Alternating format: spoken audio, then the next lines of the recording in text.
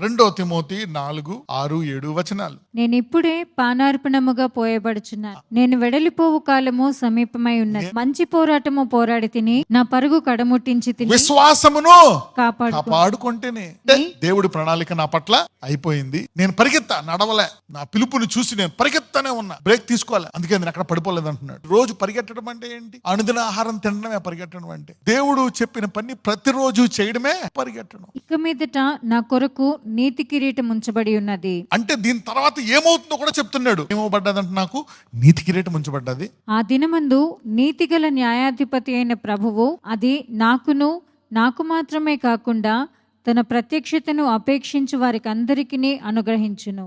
నా యొద్దకు త్వరగా వచ్చుటకు ప్రయత్నం చేయి. నువ్వు కూడా నీ పని బాగా చేసుకొని ఇంకా నీకు కొంతకాలం ఉంది. ఆ కాలంలో నీవు కూడా పరిగెత్తి విశ్వాసాన్ని కాపాడుకొని జీవకిరీటం పొందుకునే స్థాయికి భూమి మీద నువ్వు పని చేసుకొని త్వరగా నా దగ్గరికి కూడా వచ్చేసి. ఇది విశ్వాసం అంటే. This is called faith, real faith language.